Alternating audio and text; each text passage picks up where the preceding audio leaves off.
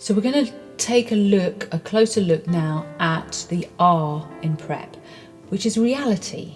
Now you're about to go on a journey. You want someone to tell you the truth, don't you? You want to know the nitty-gritty about the landscape that you're in. So let me tell you that the family law system in the UK, and I have it on good authority that's not so different from the family law system in the US and other countries, is inherently toxic.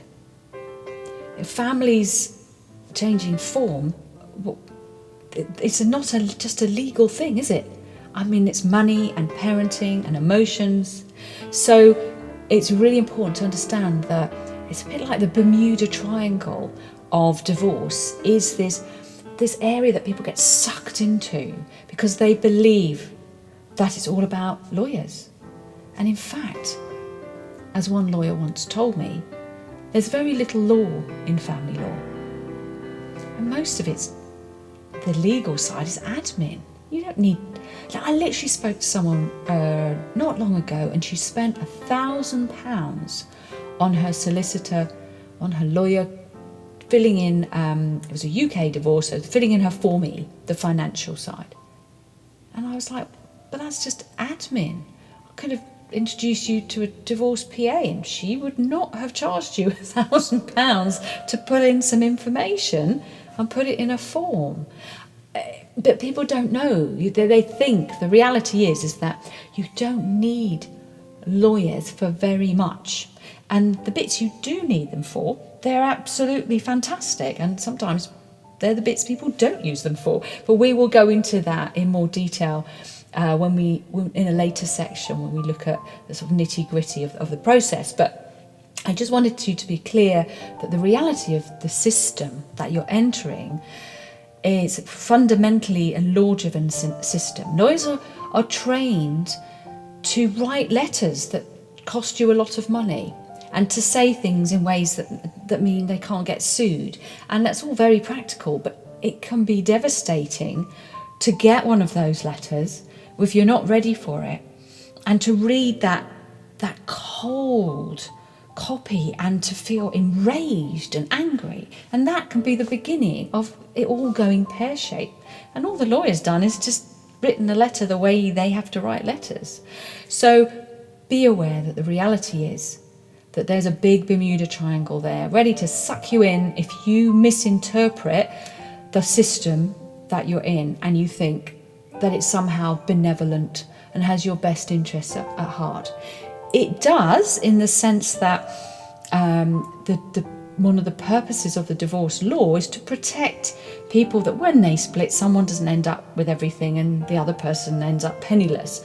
That there is an inherent desire to be fair, and that's a good thing. Also, the court system has a fantastic role as a backstop. You need, if someone's just going to be really difficult and refuse to make any decent and sensible decisions or use dispute resolution, then you've got to have somewhere you can go where the responsibility is handed over effectively to a judge. Fair enough, but you really should only be using it under some desperate needs, and using the legal parts just in the bits that you need. So the reality is, it's a toxic system, and I'm going to really push that home by telling you about a mediator. She used to be a family lawyer. I met her at a lunch and I spoke to her about the divorce system, and she said that she just stopped being a lawyer, and then later trained as a mediator. And I said, well, why would you give up a well-paid job as a lawyer when you could have done both? Lots of lawyers have also become mediators. And she said, I just couldn't stand it.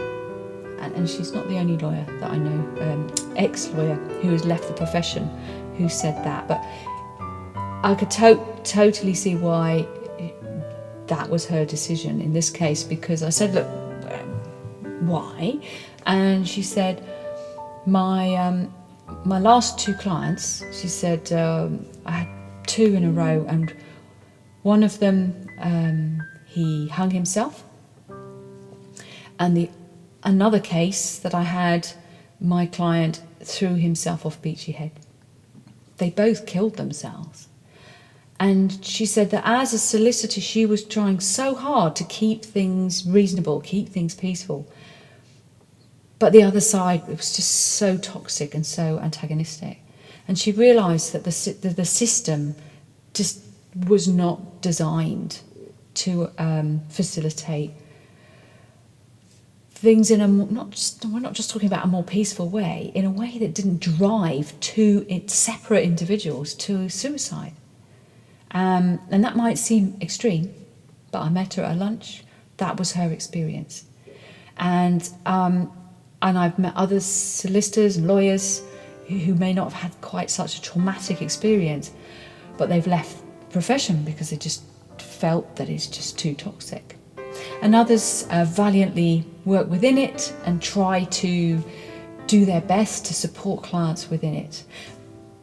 And it's great that they do that. And many of those train also in dispute resolution, and some later to dedicate themselves to that. But the point I'm making is that reality is you're entering a system that's quite dysfunctional, not nice, and you need to be aware of that. Don't expect it to be reasonable, nurturing, always have your best interests at heart. It's a system, it's a process.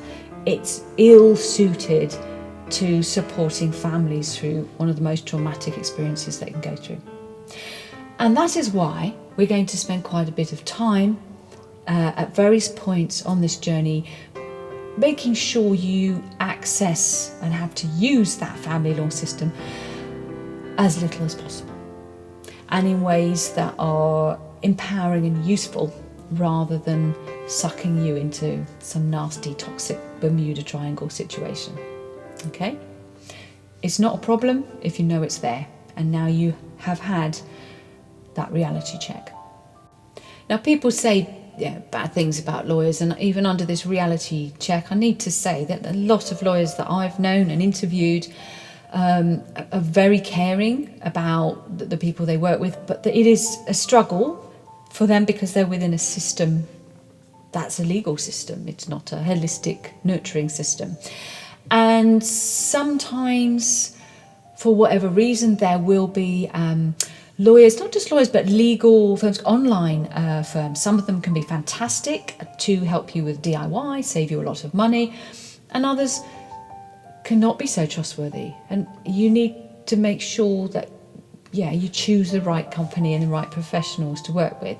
So, for example, I chatted with actually was with a lawyer a while back, and she'd had a client who'd come to her, and this client had said, "Am I divorced?" And so she asked them to provide some information, and it turned out that this poor person had gone online, paid hundreds of pounds to some company who basically gave them divorce forms which actually you can get for free online.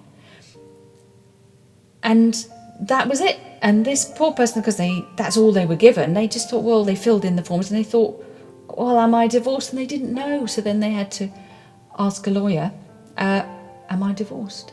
So you may think they might not have been, how silly of them. But you know what? How do you know? If you've never been in that situation, you go online, you have an assumption that the reality is that there are organisations, anything legal, something you should trust, and it's there to have your best interests at heart. Well, that's not necessarily the case. So don't take anything on face value, including what I say. I'm always try to back up what I say with evidence. I'm sharing real stories, anecdotes of what's happened to other people, real people. What you do with that information is entirely up to you. I'm not going to tell you what to do at any point. But in this reality stage, I would urge you to not make assumptions that just because something is legal, that's necessarily A, in your best interest, B, necessary even at that point, and C, that it's a trustworthy source. But now you know that's not a problem, because we can make sure that you don't fall foul in those ways, in the way that some others have. And the reality is, it's down to you to choose the best mode of travel, shall we say, on this voyage. Like, you could have a lovely bus, but you're not going to use that bus to cross the English Channel, are you? You've got to know what are the best ways to do each stage of the journey. And that's down to you making the right choices. So here we're going to make sure that you have a good range of options to choose from. When the first adventurers went off across the seas, they thought the world was flat. And that is, the analogy there for you is, you will have certain assumptions about the law, the legal system. Now, I've told you some things that might be not nice to hear, but in the same way as when those adventurers found that the world wasn't flat after all, they weren't going, oh, damn, oh no, all our preconceptions have been blown apart. They were like, wow, this is exciting. This is a whole new adventure, a new world that I didn't know about. And that's what you're going to find. Is it doesn't matter that the legal system may not necessarily tick as many boxes as you hoped it would. You've got plenty of other exciting options available to you that we will be investigating and looking at throughout this journey. So the reality is that we may on this journey often have to adjust our perspective on things. Albert Einstein once said that reality is an illusion, albeit a very pervasive one. Are you ready to take another look at your reality? The reality of your relation with your co-parent, with your reality with the world that you're about to enter through the divorce process. It's a new adventure. Are you ready to change your perceptions and not stay stuck on ideas that are not going to serve you?